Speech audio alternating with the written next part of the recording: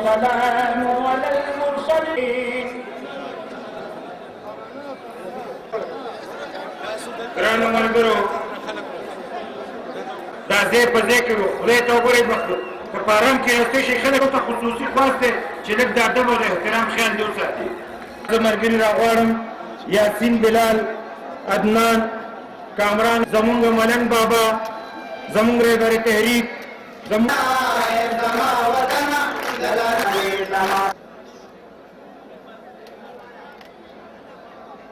او نن دا د عظیمو باباګانو کلیزه ده چې سړی نه پوهېږي چې د دغې عظیمو باباګانو پورې داسې تاریخي او مثالي جلسه به نه وي شوې. زه ستاسو ټولو ملګرو د هر ځای نه راغلي ورته ډېره ډېره ډېره ډېره او ډېره ډېره شکریه ادا کوم او مننه کوم سره.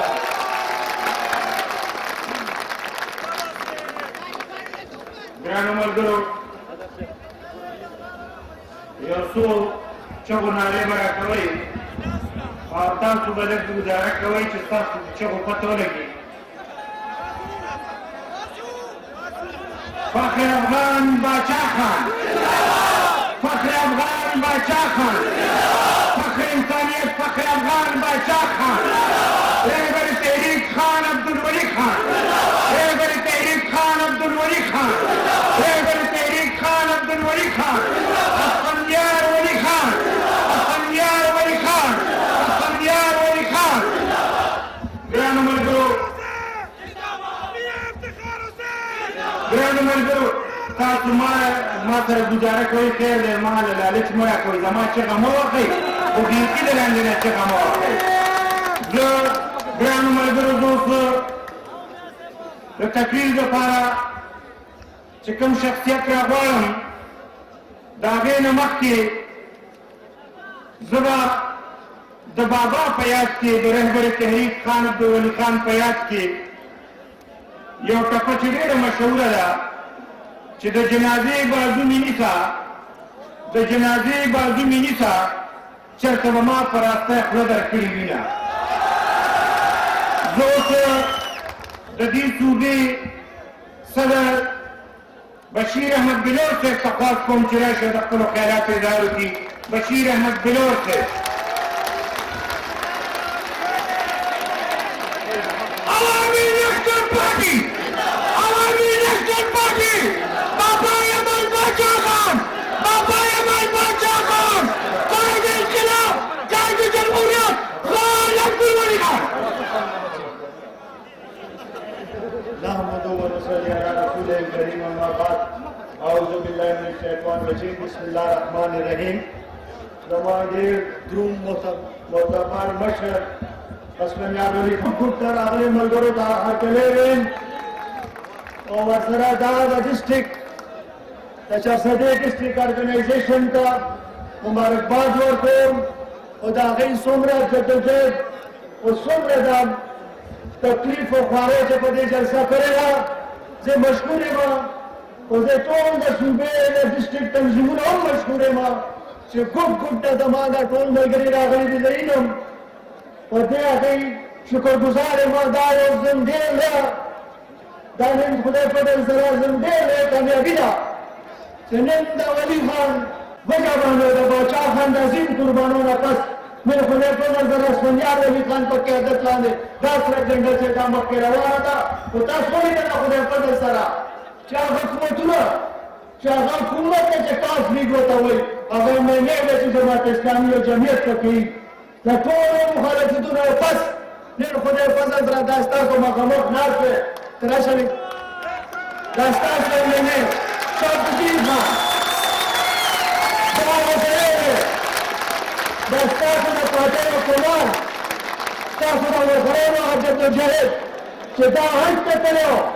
ډېر موجود هم نه و دا تاریخ روان دی چې یو پوسټر چې دی هغه هم پخپله موجود دی نو الیکشن نشي ګټلی خدای فضل سره ستاسو د پاټۍ ورکرانو تاسو د پاچا خلکو د هغې کارکونو دا مې د هغه حج کې ځای نه جوړ کړ خو د قوم لیگ مقابله وکړله حکومت مقابله وکړله د جنرال مشرف مقابله وکړله او 1800 ووټونو باندې وګټله دلته خلک راځي وایي موږ پښتونستان جوړوو موږ پښتونخوا جوړوو هغه یاد شه جومات ته چې تا وعده کړی او خلکو ته مې چې به شریعت راولم راوله شریعت تا خلکو ته وایي چې زه به دا اسلامي به جومات کې نه په خلک به جومات کې سموم تا به خلکو ته وایي چې دلته به زه قرآن پاکې ټول خدای په در سره د پاچا خانې ولې ګڼ سیاست ته را روان دي دا د باچا خان سیاست چې موږ دنیا ته منډه وهلو دا د باچا خان سیاست چې د کشمیر مسله په خبرو اترو روان دی دا د باچا خان سیاست چې د تشدد خبره نه کوله نو ټول دنیا وایي چې تشدد د کار نه کېږي هم د تشدد باندې فیصلې کېږي دا د باچا ولي خان سیاست چې راته د پښتنو حقوق غواړو خپل د صوبې حقوق غواړو نن ډاکټر علیم تاسو د بجلۍ لارې غواړم ستا بجلۍ سره څه کار دی ستا پښتونخوا سره څه کار دی خو شکر دی چې تاسو خپل سیاست هېر شو موږ د باچا خبره نه کړل سیاست باندې تاسو عمل کوئ خو نوره خبره نه کوم یا صاحب راته وایي ما به کوم دنیا ته به وایي چې باچا خان او ولي خان داسې چې خلک داسې معنی څنګه به موږ باندې ما تاسو یو بله وعده م کړې وه چې باچا خان کالي رومن افغانستان به کې رومانځو خدای په دې سره په شلم جنورۍ باندې زموږ مشران تللي وو هلته باچا خان په قبر باندې ګلونه واچول هلته هغه برسین هغې ومانځل انشاءالله موږ کوشش کوو چې د باچا خان د مقبرې کوم بنیاد چې د هغه به انشاءالله اسماعیل خان ډېر زر ته ځله به ځي او غني جل آباد کې د هغې مقبرې بنیاد به انشاءالله ږدي زه ستاسو ډېر د کومې شکرګزار یم ډېره مننه ډېره شکریه خدای ستاسو عزت وکړي رئیس صدر او زموږ نور ډېر مشران چې په سټېج ناست دي زه نه پوهېږم چې